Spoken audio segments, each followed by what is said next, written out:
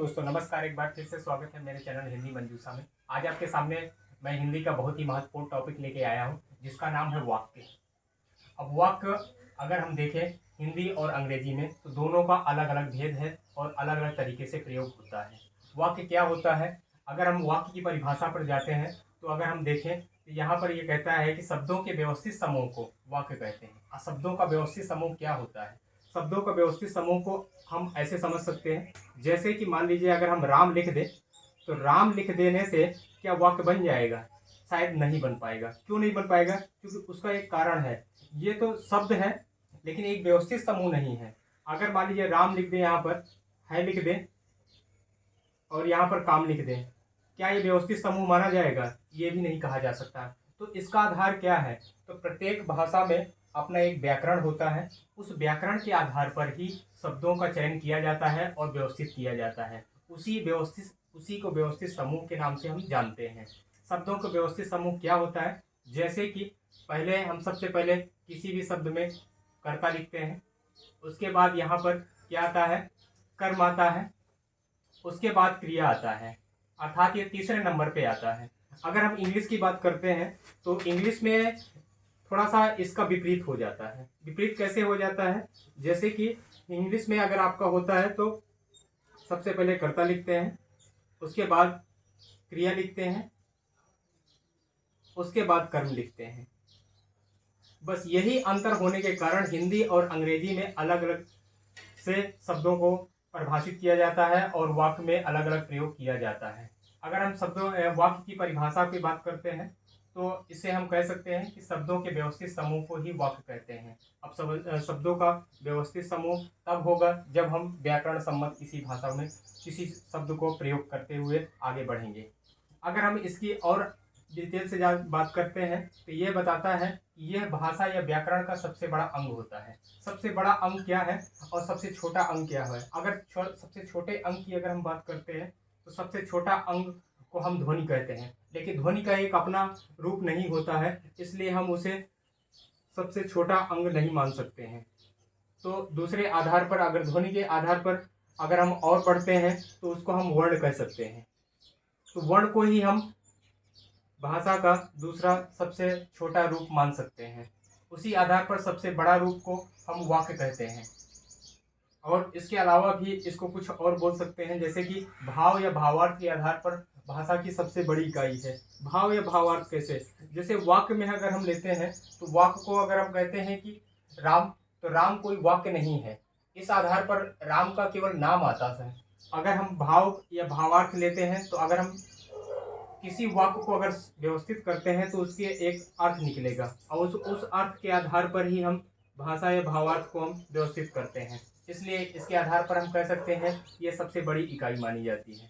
अब सबसे बड़ी इकाई होने के कारण ये एक अपना एक अर्थ व्यक्त करती है। उसी तरह से अगर हम बात आगे करते हैं इसकी, तो वाक्य के भेद क्या है और वाक्य कितने प्रकार के होते हैं? तो वाक्य को अगर हम देखें तो मुख्य रूप से 3 भागों में बांटा गया है। पहला जो है आपका प्रयोग या संरचना के आधार पर, दूसरा है अर्थ के आधार पर और तीसरा जो है वो क्रिया के आधार पर। अब इन तीनों आधार पर ही सारा का सारा वाक्य समूह को व्यवस्थित किया गया है और इस आधार पर बांटा गया है। अगर हम पहले ही आधार पर लेते हैं तो इसमें पहला आता है प्रयोग या संरचना के आधार पर। तो प्रयोग या संरचना के आधार पर भी 3 प्रकार माने जाते हैं। पहला आपका हो गया सरल वाक्य, दूसरा है आपका संयुक्त वाक्य, तीसरा है आपका मिश्रित वाक्य। इस आधार पर अगर बात करते हैं तो 3 आधार हो जाते हैं और 3 आधार पर ही प्रयोग या संरचना के आधार पर ये व्यवस्थित किया गया है। अब पहला इनमें से अगर इसकी बात करते हैं तो सरल वाक्य क्या होता है? सरल वाक्य हम उस व्यवस्थित समूह को कह सकते हैं जिसमें कम से कम एक कर्ता हो और एक क्रिया हो और साथ ही एक कर्म हो। इस आधार पर अगर हम देखें तो हम एक सरल वाक्य इसको कह सकते हैं। हाँ, कभी कभी क्या होता है कि एक से अधिक भी कर्ता आ जाते हैं तो उस आधार पर, लेकिन क्रिया एक ही होने के कारण उसे हम सरल वाक्य कह सकते हैं। अब सरल वाक्य को हम ऐसे समझ सकते हैं जैसे कि राम सीता खेल रहे हैं, खेल रहे हैं, रहे हैं। इस आधार पर अगर हम देखते हैं तो राम और सीता खेल रहे हैं, अर्थात यहाँ पर काम करने वाले तो दो हैं, लेकिन यहाँ पर क्रिया एक होने के कारण ये इसे को हम सरल वाक्य के रूप में जान सकते हैं या मानते हैं। उसी आधार पर आपका आता है संयुक्त वाक्य। संयुक्त वाक्य क्या होता है? संयुक्त वाक्य हम उस शब्द व्यवस्थित समूह को कह सकते हैं जिसमें दो या दो से अधिक क्रियाओं को एक साथ जोड़ा जाता है। जैसे मैं पढ़ता हूँ और मेरा भाई खेलता है, मैं पढ़ता हूँ और मेरा भाई खेलता है। तो यहाँ पर मैं पढ़ता हूँ लेकिन मेरा भाई खेलता है,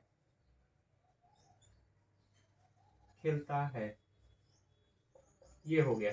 अब इसमें हम इस आधार पर अगर देखें तो यहाँ पर आपका ये जो समुच्चय बोधक लगा हुआ है ये दो सेंटेंसों को जोड़ता है, ये दो वाक्यों को आपस में जोड़ता है। जैसे कि पहला है मैं पढ़ता हूँ, दूसरा है मेरा भाई खेलता है। तो ये दोनों ही प्रधान वाक्य हैं। प्रधान वाक्य हम उस वाक्य को कहते हैं जो कि एक अपना स्वयं का कार्य और क्रिया और कर्म के साथ व्यवस्थित किया जाता है, उसे हम प्रधान वाक्य बोल सकते हैं। इस आधार पर अगर हम देखते हैं तो ये आपका संयुक्त वाक्य कहा जा सकता है। उसी तरह से मिश्रित वाक्य है। मिश्रित वाक्य को हम उस रूप में जान सकते हैं जिसमें एक प्रधान वाक्य होता है और उससे अधिक उप प्रधान वाक्य होते हैं। अगर हम बात करते हैं इसकी तो इसमें हम देखेंगे कि जैसे कहता है कि राम कहता है कि मैं स्कूल नहीं जाऊंगा, तो यहाँ पर ये राम की जो है की शब्द से जो लगा है जो पहला वाला है, अर्थात राम कहता है, यहाँ पर राम कहता है।